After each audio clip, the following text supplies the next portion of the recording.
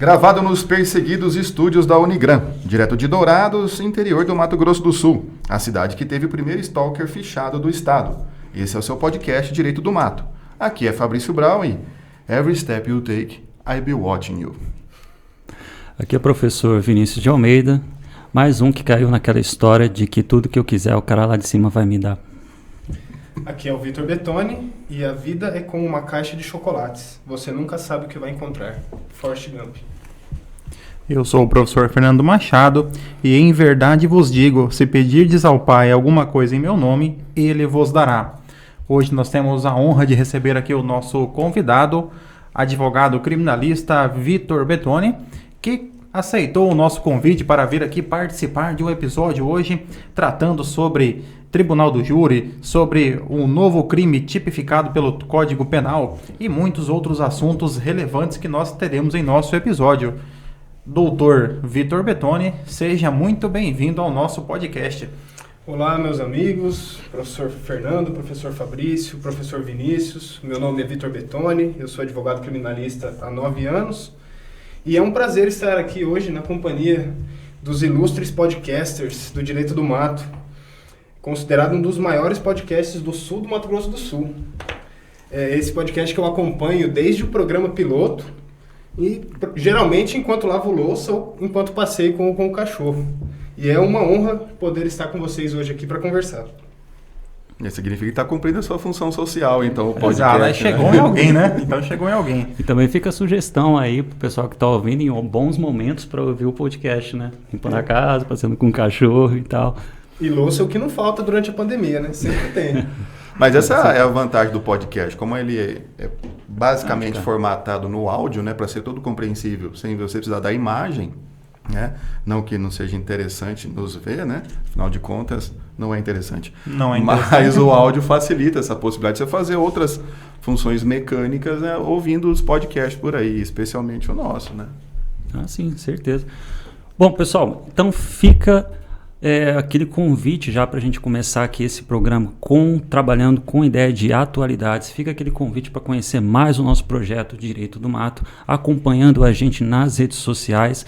Também aproveita, confere os episódios passados que estão aí disponibilizados tanto no Spotify e principalmente lá no YouTube. Também que fica um convite para vocês conhecerem as redes sociais do nosso convidado aqui, o Dr. Vitor. O Instagram do Dr. Vitor Betoni apareceu aí na tela, mas se quiser falar o seu Instagram... O meu Instagram é @VitorBetoni. Quem quiser pode me encontrar lá. Vai ser um prazer receber vocês lá no meu Instagram. E lembrando que nós temos ainda algumas unidades, poucas unidades estão acabando. Agora são poucas mesmo. Agora são poucas mesmo. Agora faz na nossa caneca do Direito do Mato. Paulo, corta para 5. A nossa caneca está à venda e você pode obter mais informações pelo Instagram do Direito do Mato. Então vamos lá, professor Fabrício, qual é a notícia que nós temos para hoje? Notícia que no dia 7 de abril deste ano, morador em Dourados foi enquadrado em crime de stalking. Foi o primeiro de Mato Grosso do Sul a ser fichado.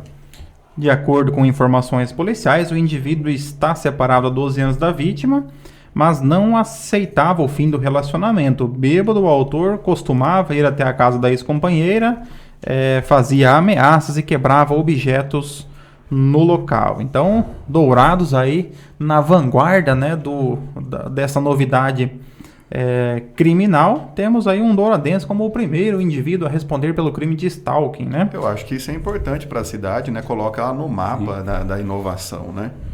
A gente tem que manter essa característica. Normalmente Dourados aparece no noticiário nacional por conta de notícias como essa, né? Ou eventualmente alguma onça em alguma árvore, né? Aí Dourados ela é noticiada. Mas vamos lá, doutor Vitor, poderia explicar para nós o que é esse crime? Bom, o crime de stalking, na verdade, no Código Penal ele é chamado de crime de perseguição.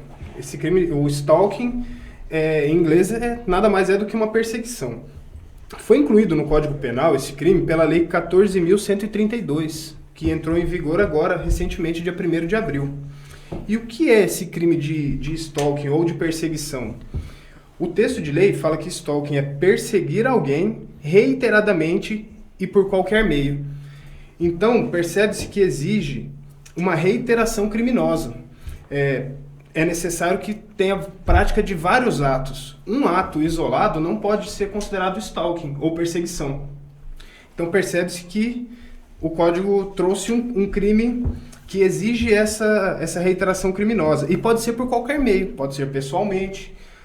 Por exemplo, um ex-marido, no caso do nosso exemplo aqui de Dourados, que fica indo constantemente até a casa da esposa para incomodá-la, ou pode ser feito, como é mais comum hoje em dia, pela internet, que é o crime de cyberstalking, que é você ficar perseguindo reiteradamente uma pessoa na internet. Até que na internet virou meio que assim, stalkear a pessoa, né?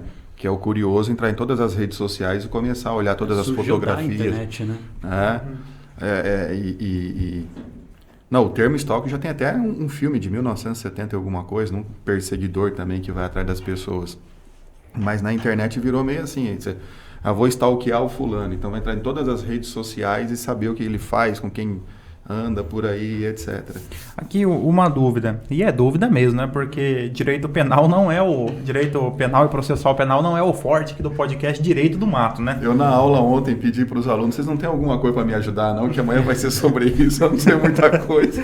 Mas uma dúvida, o crime de stalking, ele não precisa estar relacionado, por exemplo, a questões familiares ou domésticas, como seria o caso de violência doméstica. Ele não precisaria estar relacionado. Não necessariamente. O mais comum é envolvendo violência doméstica. Geralmente, a regra é o homem perseguindo a mulher. Logicamente que existem casos em que o homem é o perseguido, mas a regra geral é que essa perseguição seja do homem contra a mulher. O chifre mal curado, né? Geralmente. Vamos pegar aqui um exemplo. O professor Vinícius é muito fã do Luan Santana. Se ele começar, então, a comparecer ali, a tentar invadir um camarim, a adicionar nas redes, o professor Vinícius poderia ser enquadrado, né? Entrar nas lives. Exatamente, se for uma prática reiterada, com certeza. Essa prática que envolve violência doméstica, na verdade, ela é uma causa de aumento de pena do crime de stalking, que está lá no parágrafo 1º, que fala que a pena é aumentada de metade se o crime é cometido contra a mulher por razões ou condições de sexo, nos termos do parágrafo 2º-A do artigo 121. Esse parágrafo 2º-A considera-se que há razões de condição de sexo feminino quando o crime envolve justamente violência doméstica e familiar. Então, nos casos em que envolve essa violência doméstica, a pena é agravada. A pena do crime, que é de 6 meses a 2 anos, pode ser aumentada até de metade.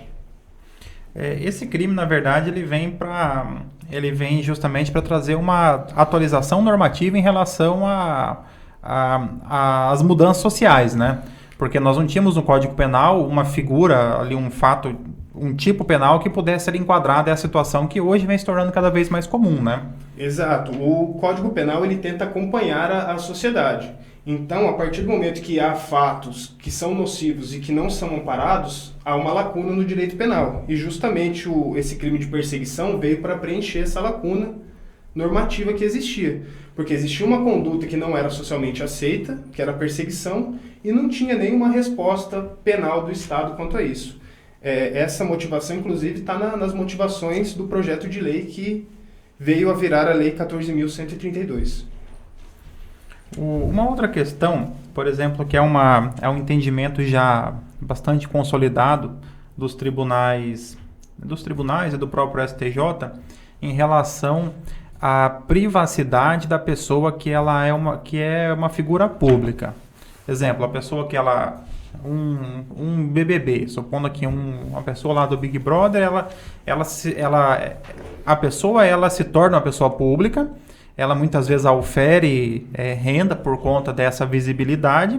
Então, os tribunais eles entendem que a proteção à intimidade dessa pessoa ela é, de certa forma, relativizada em relação a uma pessoa que não é uma figura pública.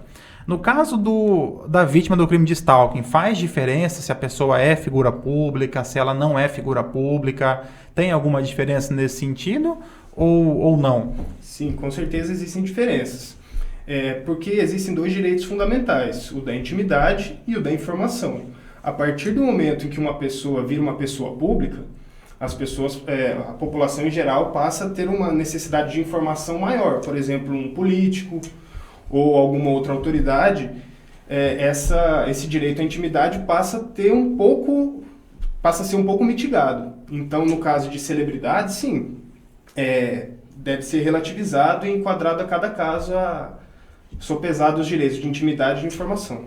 Porque pelo que eu pude entender do tipo penal aqui, não é só o fato da pessoa entrar na rede social, colocar um comentário, outra coisa, ser o fã e etc. Essa atitude de perseguir alguém reiteradamente, essa perseguição tem que, de alguma maneira, considerar uma espécie de ameaça. A vítima sentir-se ameaçada, não é? Porque senão ficaria qualquer um que vai lá e faz comentário na rede social, sua foto é bonita, não sei o que e tal e coisa, ou faz cantada, né, um pouco mais assintosa, assim, procurando resultado nesse galanteio, pode ser considerado também perseguição, que não é, né? Exato. Segundo o tipo penal, para que essa perseguição reiterada seja crime, tem que se encaixar em uma das 3 hipóteses que o próprio artigo traz, que é a ameaça à integridade física ou psicológica, o segundo seria a restrição da capacidade de locomoção, e a terceira hipótese seria a invasão ou perturbação da esfera de liberdade ou privacidade.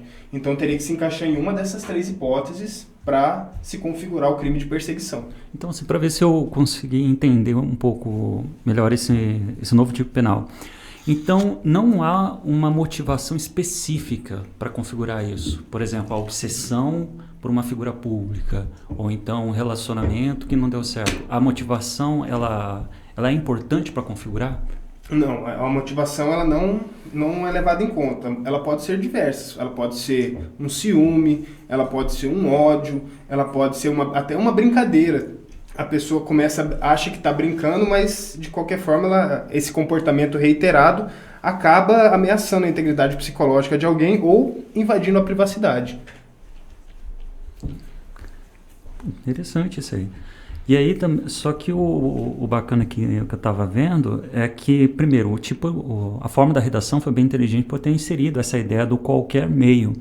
Mas o que seria essa ideia de perturbando essa liberdade ou a privacidade da vítima? Como a gente poderia ver um exemplo disso? Um exemplo de perturbação da privacidade é um exemplo do ex-namorado ou ex-marido que continua, mesmo depois de separado, indo até a casa da sua ex-esposa, entra na casa, eventualmente pula o muro e continua fazendo com que ela não tenha essa privacidade. Então acaba perturbando a privacidade dela, ou indo até o trabalho, incomodando no trabalho. Isso que quer dizer esse verbo perturbar. Isso daria para... se fosse nessa época, o pessoal do Pânico, na época das sandálias da humildade, ia encaixar aqui, né? Porque eles perseguiam as pessoas para ficar oferecendo... Eu lembro muito do Jô Soares, eles perseguiram demais o Jô Soares. E aí, atrapalhando a privacidade da pessoa. Chegava até ir na frente da casa, tudo, tentar pular muro e etc. Ia dar problema para eles agora, né? Não só isso, ia dar outros problemas para eles nessa época aqui, mas encaixa bem isso. E pelo que... aqui, deixa eu ver aqui. Eu estava aqui pensando, enquanto o Fabrício tá eu me perdi. Queimando os neurônios aí. Essa parte, restringindo a capacidade de locomoção, eu fiquei pensando, será que seria aquela situação que, por exemplo, a vítima está caminhando na rua, daí aparece esse autor, por exemplo, um ex-namorado, e começa a ficar acompanhando ela contra a vontade dela, daí no sentido de ficar insistindo, ficar falando, a gente tem que voltar, senão eu vou fazer isso, não vou fazer aquilo. Poderia ser um dos casos. Um outro exemplo também é daquele namorado possessivo que impede a namorada de ir a determinados lugares. Então, você não pode ir em tal lugar, você não quer que você saia com tal pessoa. Então, de certa forma, ele está restringindo a capacidade de locomoção. No caso, agora eu lembrei,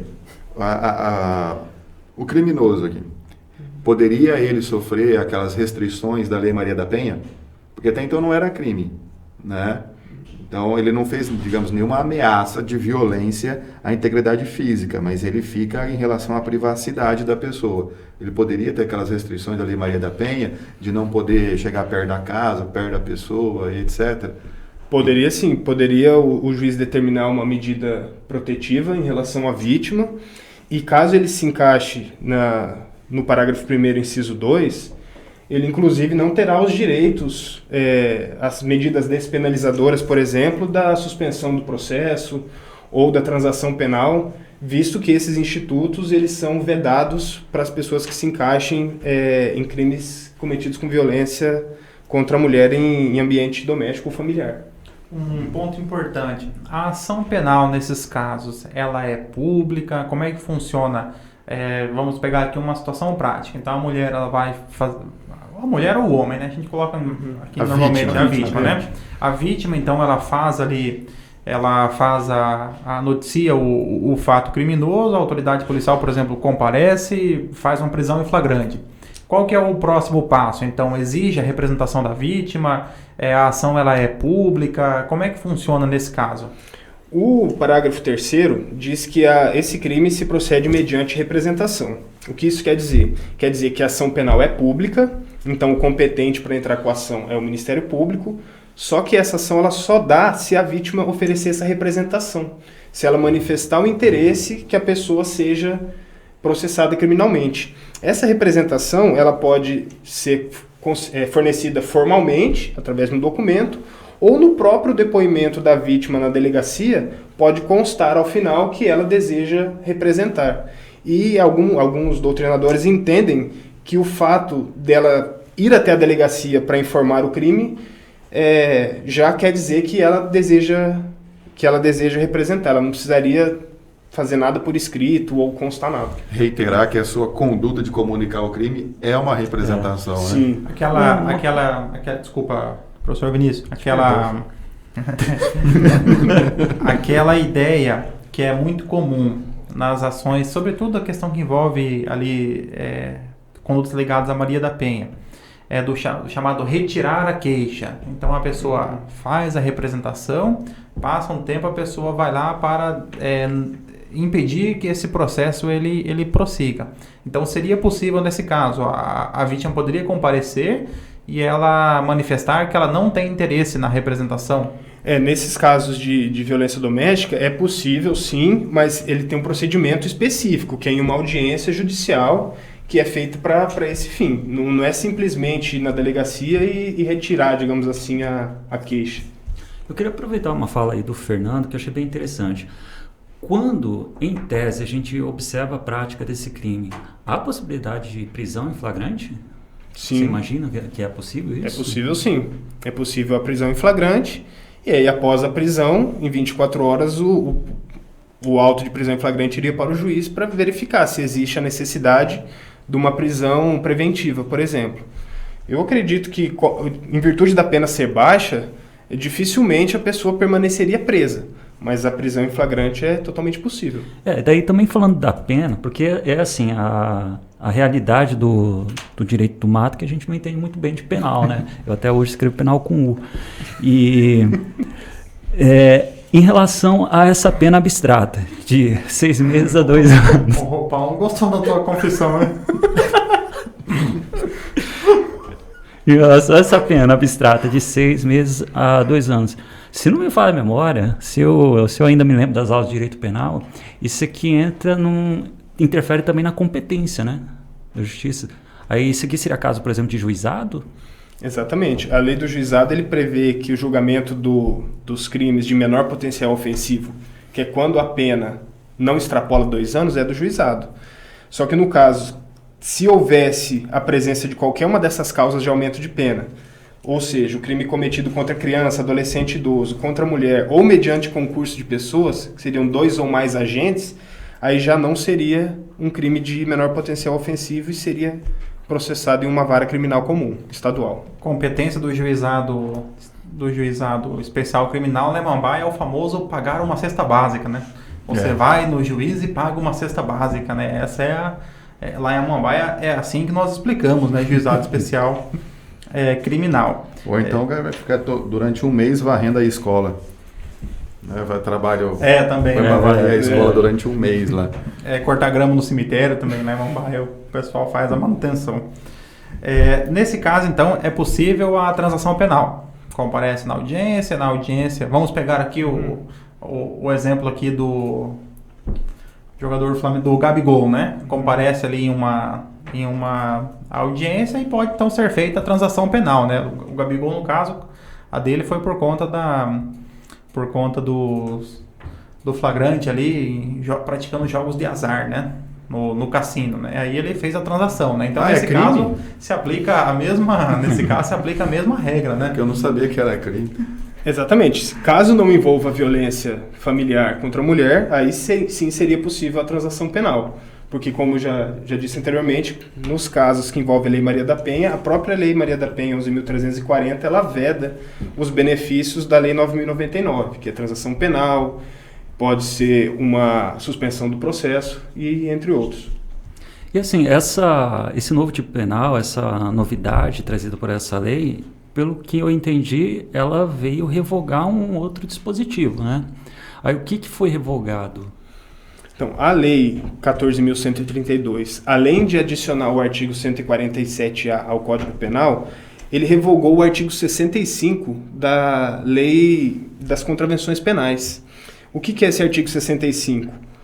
Molestar alguém ou perturbar-lhe a tranquilidade por assinte ou motivo reprovável, que é a famosa contravenção de perturbação da tranquilidade. Houve críticas a essa revogação, tendo em vista que não se trata da mesma conduta disposta na contravenção que está disposta no atual crime. Por exemplo, no crime 147A se exige que seja uma conduta reiterada.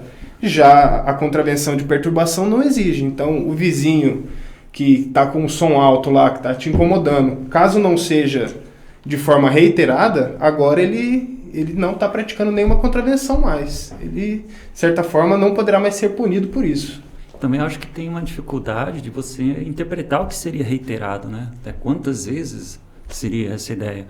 Tá, então se nós temos a revogação dessa contravenção penal, o que acontece com o pessoal que foi condenado pela prática dessa contravenção?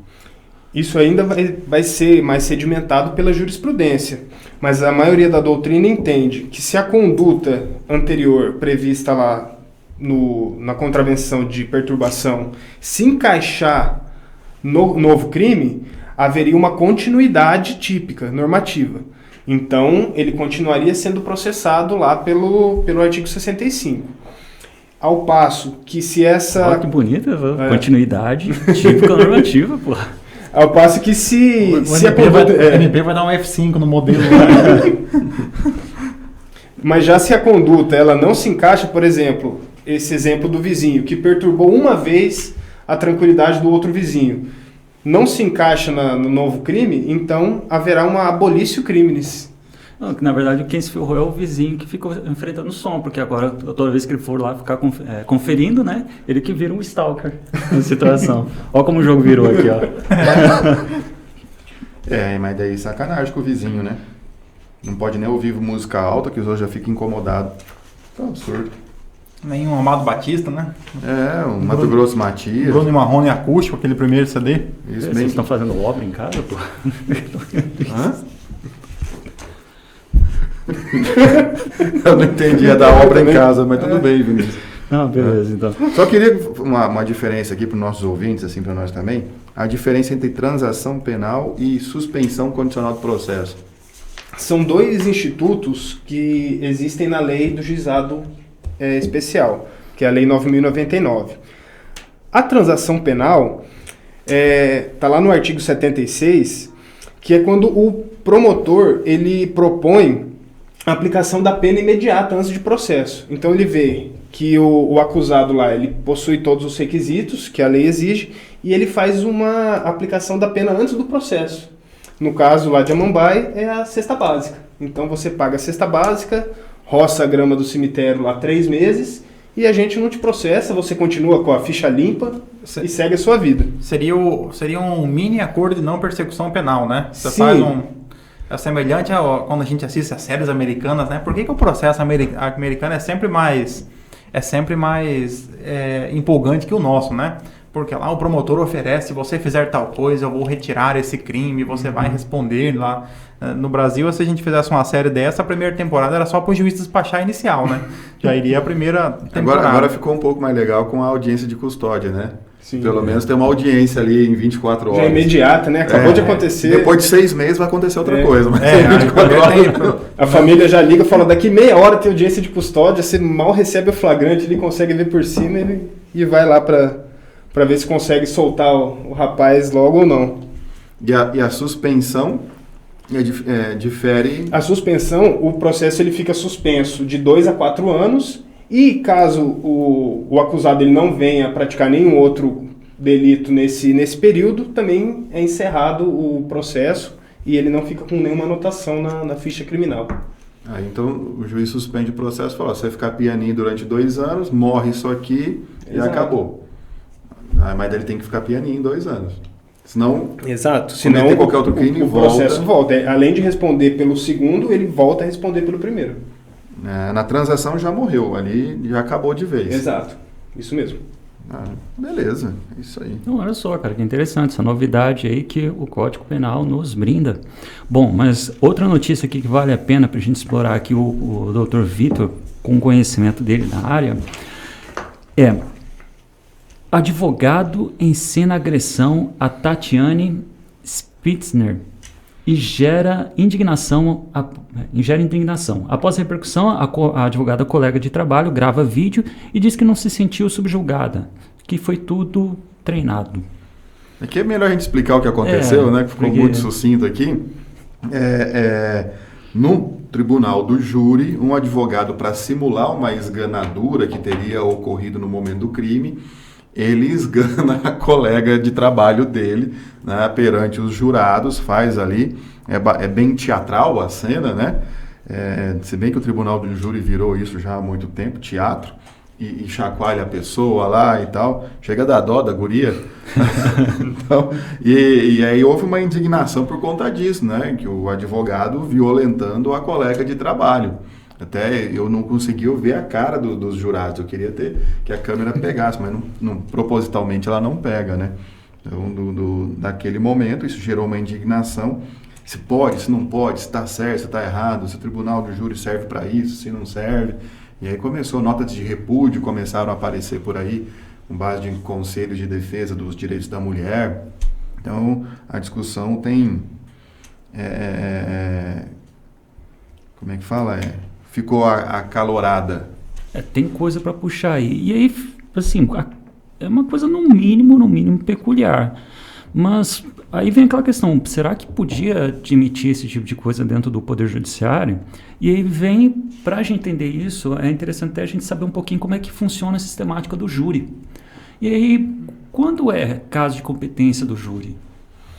Então, isso a gente vai ver na própria Constituição Federal, no artigo 5º, ele vai trazer lá no inciso 38, que o júri é competente para o julgamento dos crimes dolosos contra a vida. Então, o que são os crimes dolosos? São os homicídios, que tem dolo, são os infanticídios, são os abortos, mas geralmente 98, 99% dos casos se tratam de homicídios ou tentativas de homicídio no tribunal do júri. Certo. Então, um crime doloso contra a vida abre possibilidade desse tipo de julgamento. Mas, e aí, como é que é o desenvolver, assim, desse procedimento? Então, os processos que são julgados por júri, eles são compostos de 2 fases. A primeira fase é num processo judicial, presidido pelo juiz, em que são ouvidos testemunhas, e ao final dessa primeira fase, o juiz ele determina se aquele caso, se tem materialidade, ou seja, se tem prova de que a pessoa morreu ou que sofreu lesão à vida, e se tem indício suficiente de autoria, ou seja, tem alguma prova de que o acusado ele foi o autor do crime. Caso o juiz entenda que tenha a materialidade e indícios de autoria, ele não é competente para julgar. Quem é competente é o tribunal do júri, que é formado por 7 pessoas, cidadãos comuns, que vão decidir através de quesitos. Então, no final do julgamento são apresentadas perguntas e os jurados respondem com sim ou não, e através desses quesitos eles podem condenar, absolver, aplicar uma qualificadora, aplicar uma atenuante. Então a decisão dos casos submetidos a tribunal do júri é dos jurados. No caso, o juiz togado, ele ficaria com a função de aplicar a dosimetria da pena, porque os jurados não teriam, em tese, capacidade técnica. Então, o jurado decide se absolve ou condena, e caso condene, o juiz é que fixa a pena. Então, essa primeira decisão do juiz não é para condenar o cara? Não, essa primeira decisão ele pode absolver sumariamente, caso ele entenda que não tenha provas. Ele pode desclassificar para uma conduta, por exemplo, ele vê que não é crime doloso contra a vida, é um crime culposo, por exemplo. Que acontece muitas vezes nos crimes de trânsito, né? Exato. Então aí desqualifica ali o dolo e aí o crime ele não vai para o júri, né? Então ele continua, ficaria ali o processo apenas de um crime culposo, né? Nesse caso do júri, então a decisão ela é tomada pelos jurados. Eles dirão se a pessoa se o acusado, então, se ele é culpado ou se ele é inocente em relação à prática daquele crime, correto? Isso. Nesse caso, como é que funciona essa ideia de plenitude de defesa que acabou sendo colocado como uma justificativa para a atuação do advogado, especificamente no que se refere a essa conduta? Nos processos criminais em geral, existe o princípio da ampla defesa, que está lá no inciso 55 do artigo 5º da Constituição. Agora, especificamente em relação ao júri, a Constituição ela prevê o princípio da plenitude de defesa, que seria abrangeria mais coisas do que a ampla defesa, porque a ampla abrange um determinado número de situações. Agora, quando a defesa é plena, ela possibilitaria muito mais coisas. Tudo. Vale tudo, né? Vale tocar violão no júri, igual o pessoal fez. Vale. Dá cambalhota, né? Dá cambalhota no júri O Dr. também. Rodrigues Toqueira, de Campo Grande, que é um defensor, ele ficou famoso porque tocou a música do Rapa, né? Vale sim. Existem algumas limitações, obviamente, até porque nenhum direito é absoluto. Até recentemente o STF entendeu, por exemplo, que não seria possível a defesa alegar legítima defesa da honra no tribunal do júri, porque isso violaria o princípio da dignidade da pessoa humana, que é um fundamento da República e que se chocaria com o princípio da plenitude de defesa. Então há limitações, só que há menos limitações do que a ampla defesa. Então, em tese, no tribunal do júri, a defesa ela teria muito mais possibilidades. Por exemplo, até o professor Nutt fala que a defesa, em determinados casos, pode ter mais tempo de fala do que a acusação. Eis que não existe o princípio da ampla acusação. Faz sentido essa ideia de plenitude de defesa, até porque quem julga são, entre aspas, né, pessoas comuns, ou seja, pessoas fora do Poder Judiciário. Então, você ficar com aquela juridiquez, né, não é tão atrativo. 10 minutos de conversa já é o suficiente para você tirar 8 horas de sono. Mas, daí, quando você faz você tem essa maior liberdade, né, ao ponto de poder levar um violão, acho que o argumento fica mais sedutor. Né? É possível a utilização, então, de provas ilícitas no júri, quando for para beneficiar, quando for uma técnica de defesa, poderia ser admitidas? Isso, sim, não só no júri, como no processo criminal também. Majoritariamente na doutrina é aceita que as provas ilícitas, desde que sejam em benefício do réu, elas podem ser aceitas sim, com fundamento no princípio da verdade real dos fatos. Então, para você, se for em pró-réu, é possível sim. E até complementando ali o que o professor Vinícius falou, essa plenitude de defesa é importante justamente porque tem também a soberania dos vereditos. Ou seja, o Poder Judiciário ele não pode reformar a decisão dos jurados. Então, se o jurado decidiu pela culpa ou pela absolvição, não cabe ao Poder Judiciário reformar. Existem algumas hipóteses, por exemplo, da decisão manifestamente contrária à prova dos autos, que a defesa pode recorrer. Mas também existe um quesito genérico, que é julgado pelos jurados, que é o da absolvição. E, diferentemente do juiz, o jurado ele não tem que motivar a decisão. Ele ouve lá o promotor, ouve o advogado de defesa, e ao final ele escolhe sim ou não. Ele não precisa fundamentar aquela decisão. Então é possível que ele absolva por qualquer motivo. Ele pode absolver porque gostou do advogado de defesa, gostou da fala. Só responde sim ou não. Ele não tem que justificar. Eu vou absolver porque eu acho que não tem prova suficiente. ou eu vou absolver porque eu acho que teve alguma outra circunstância que retire a culpabilidade. Então ele não responde. E nessa soberania dos votos, os jurados eles podem decidir no sentido, queremos a condenação, mas só há pouco tempo, só para dar um susto nele? Na verdade, o jurado ele não escolhe... Não dessa maneira. Né? Eu entendi. Ele não escolhe a pena, mas nos quesitos são determinados vários pontos. Então, por exemplo, pode ter um homicídio, mas o jurado ele vota sim pelo homicídio, mas vota não na qualificadora. Então, a pena ficaria do homicídio simples entre 6 e 20, e caso houvesse a incidência da qualificadora, seria de 12 a 30, que é uma pena muito maior. Ele vota nas atenuantes também? Ele vota. Então, tudo que for levantado pela acusação e pela defesa... Todas as teses, ao final, o juiz ele elenca as teses faladas pela acusação e pela defesa, e ele quesita tudo. E é naquele votinho na sacolinha? Na sacolinha. Aí sacolinha vermelha, sacolinha preta. Então na sacolinha vermelha coloca o voto, na preta o descarte. Eu fiz um júri como advogado de defesa de tentativa de homicídio, mas antes da alteração que teve dessa questão de quesitação tal, e etc. e tudo. Né? E é legal o pessoal entender que o nosso sistema de júri é bem diferente do americano. Sim. No americano, para condenar, tem que ser unânime. Exato. E os jurados podem conversar entre si. Tanto que tem o primeiro jurado, que é o que vai coordenar os trabalhos. E eles vão votando entre eles, a hora que for unânime e tal, porque eles têm a questão da dúvida razoável. Se eu tenho uma dúvida, então eu não vou condenar. Que é o filme que todo aluno de direito assiste, né? O júri, né? Não, 12 homens e uma sentença. 12 homens e uma sentença, né? Todo aluno tem que assistir o filme. E tanto que você vê vários seriados e filmes, a função do advogado de defesa é colocar essa dúvida razoável na cabeça do jurado. Eu ia falar um jurado muito louco. Já assistiram esse? É o morto. Não, tem o do Não jurado. sei se felizmente ou infelizmente eu nunca assisti esse filme. Tem do jurado. O jurado muito louco. Fica aí outro filme para todo acadêmico de direito assistir. É um momento o direito do mato cult, né? Mas tem cultura desse filme com Gene Hackman, o júri também, acho que é. Tem, acho que eu sei qual que é. É, sobre negócio de crimes envolvendo arma e tal, indenização e tudo.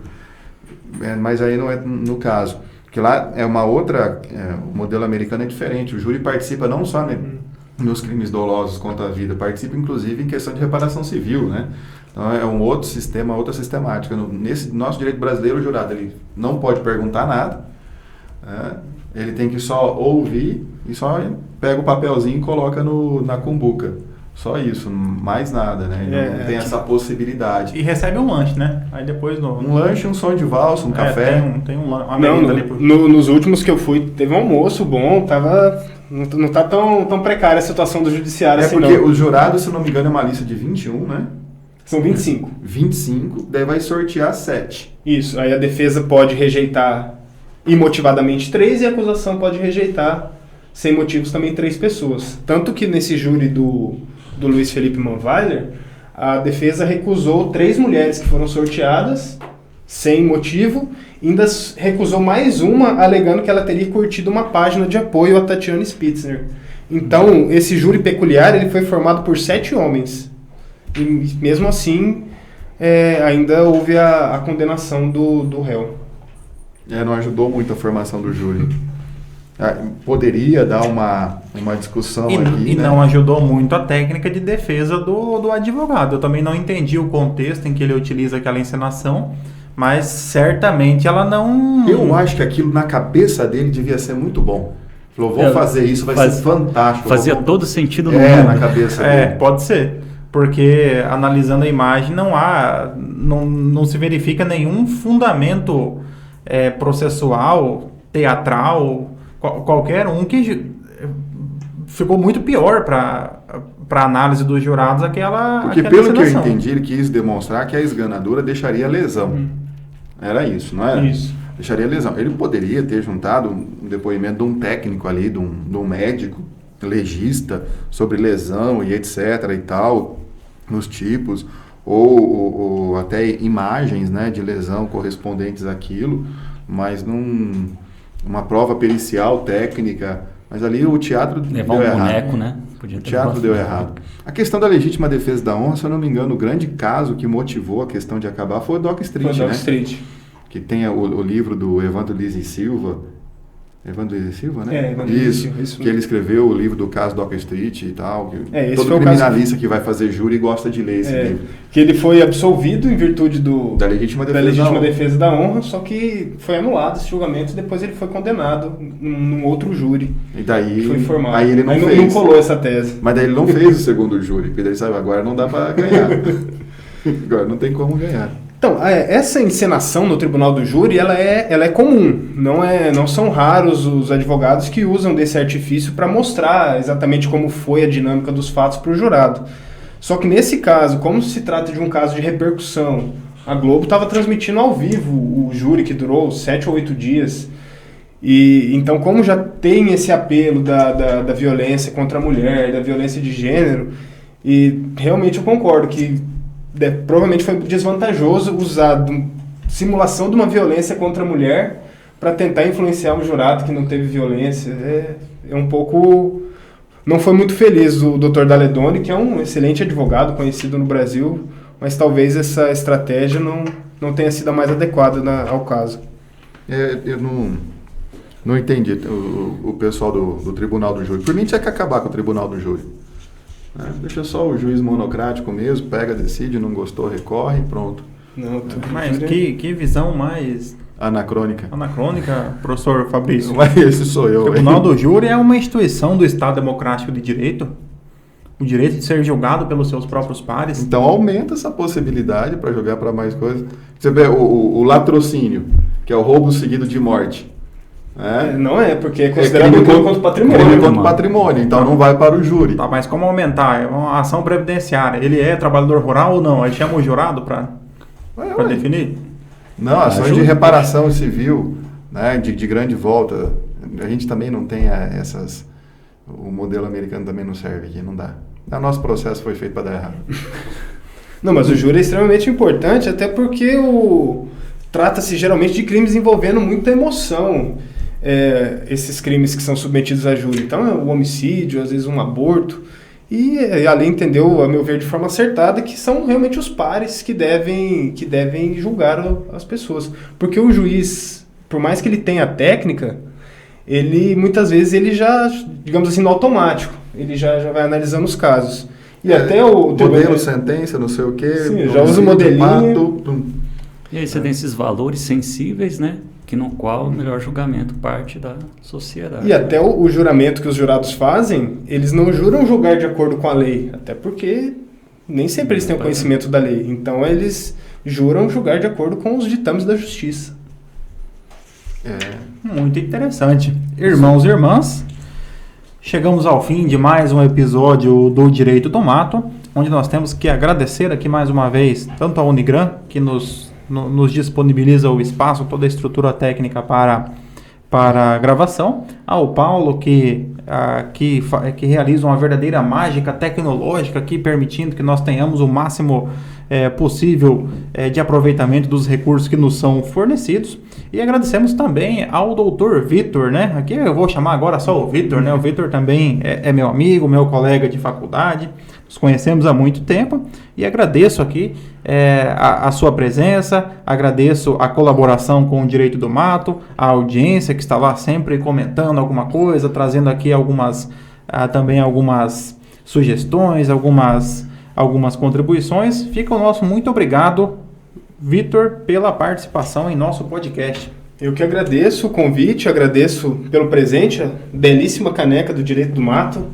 Diretamente do Mercado Dois Irmãos, ainda patrocina? Não. Edição limitada, hein, gente? Não, o nosso contrato com o Mercado Dois Irmãos, ele já se encerrou. Estamos negociando agora ou com a Magalu ou com a Via, né?